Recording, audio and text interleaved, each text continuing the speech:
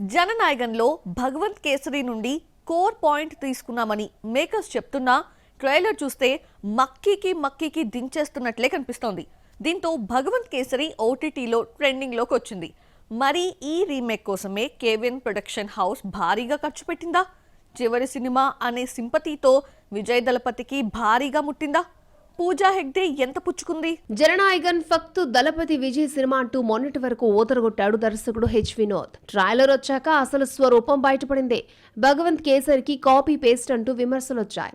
బాలకృష్ణను Vijay match చేయలేకపోతున్నాడని already ఈ మూవీని watch చేసిన వాళ్ళు కామెంట్లు చేస్తున్నారు. ఈ సినిమా కోసమేనా కేవీ ప్రొడక్షన్ హౌస్ 380 కోట్లు ఖర్చు పెట్టింది అంటూ చర్చించుకుంటున్నారు. ఇదే కాదు, విజయ్ కెరియర్ లోని హైయెస్ట్ బడ్జెట్ చిత్రంగా మారింది.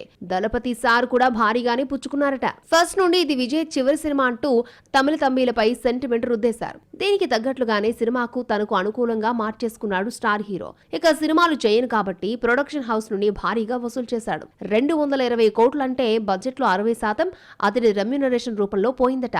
దర్శకుడు వినోద్ కు 25 కోట్లు ముట్టాయట. ఇక వీరి తర్వాత అనిరుద్ రవిచంద్రన్ ఈ రీమేక్ సినిమా కోసం 13 నుండి 15 కోట్లు ఛార్జ్ చేశాడని చెన్నైలో టాక్.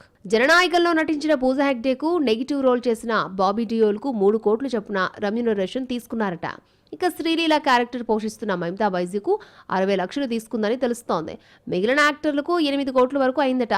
వీటికి తోడు సెట్ అండ్ సీజీ వర్క్ కోసం 20 కోట్లు ఖర్చు పెట్టారట. జననాయకన్ను తన పర్సనల్ అండ్ పొలిటికల్ కెరియర్ కు బాగానే యూజ్ చేసుకుంటున్న దళపతి విజయ్ తన లాస్ట్ మూవీతో ఓల్డ్ రికార్డ్స్ అన్ని తిరగరాస్తాడా? కేవీఎన్ సంస్థకు భారీ లాభాలను మిగిల్చే చిత్రంగా మారుతుందా లేదా అన్నది చూడాలి.